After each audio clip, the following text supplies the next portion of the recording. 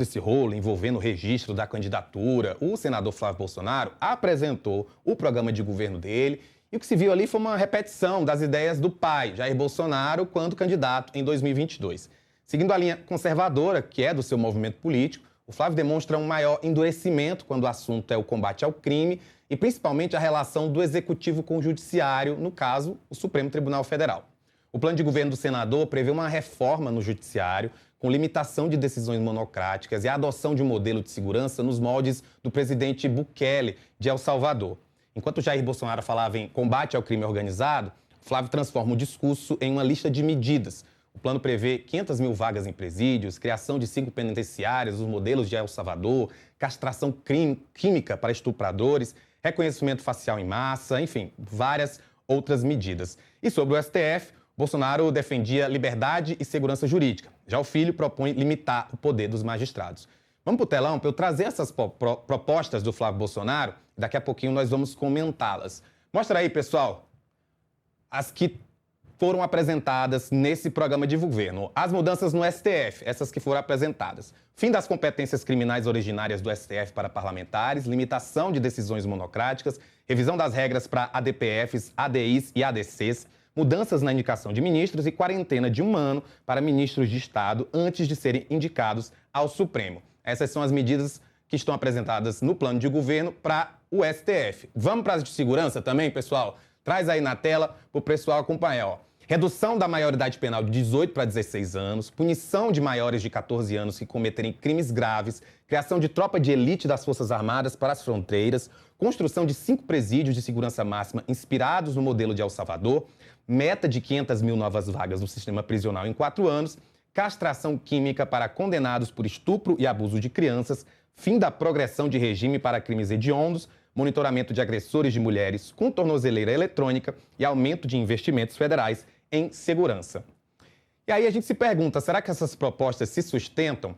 Magno, estou de volta com você. O que é que você achou do que foi apresentado nesse plano de governo de Flávio Bolsonaro, principalmente em relação a essas propostas ao STF e essas à segurança?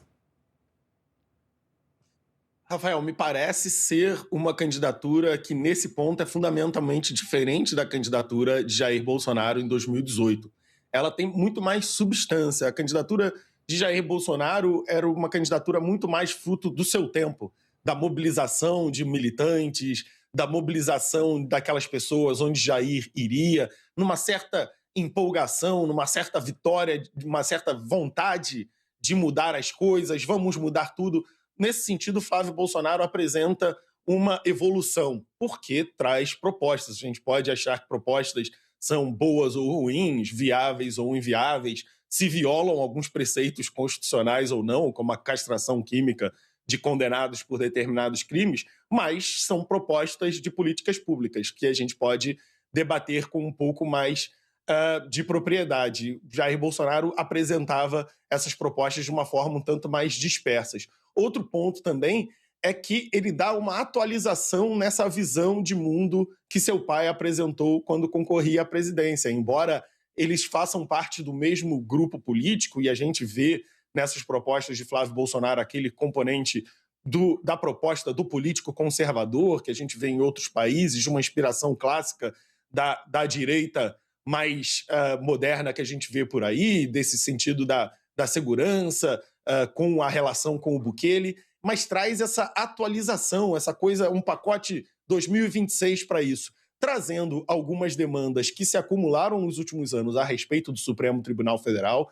Por exemplo, nenhuma dessas medidas enumeradas que você nos mostrou agora no telão a respeito do Supremo Tribunal Federal são novas, são medidas que já estão sendo discutidas por meio de projetos apresentados no Congresso Nacional, que já estão no debate público, e também a questão de segurança pública não é exatamente uma inovação. Bukele também inspira as propostas da candidatura do Renan Santos. É uma questão que está posta para a direita latino-americana nos últimos anos, desse tratamento, desse tipo de enfrentamento com o crime organizado. Outras medidas também parecem ser trazidas das inspirações mais recentes. Você coloca uma força de elite das Forças Armadas para atuar no combate à segurança pública, no combate ao crime organizado nas cidades brasileiras. Você toma conta das fronteiras, isso tudo são repetições de temas que a gente já viu em outras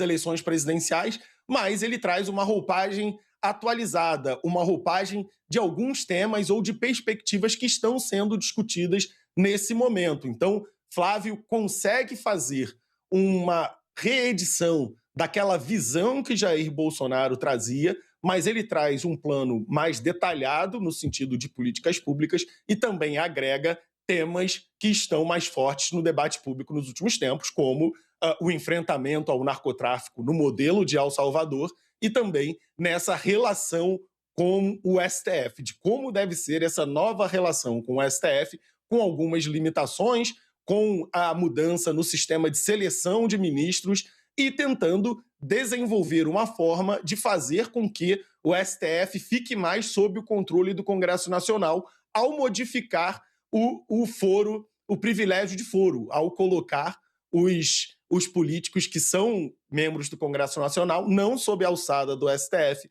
mas sob a alçada de outros juízes para que possam estar isentos dessa ameaça que o STF é para os políticos, né? Se os políticos são julgados pelo STF, diminui um pouco o incentivo para os políticos chegarem um pouco mais junto no STF. Então, a ideia de Flávio Bolsonaro é que, se o STF deixa de julgar os políticos do Congresso Nacional, seria mais provável que os políticos do Congresso Nacional pudessem fiscalizar melhor os ministros do Supremo Tribunal Federal. Como eu dizia, uma repaginação daquilo que a gente já acompanha no debate público, mais organizado como plano de governo e de uma forma mais detalhada do que Jair Bolsonaro nos apresentou há 8 anos atrás.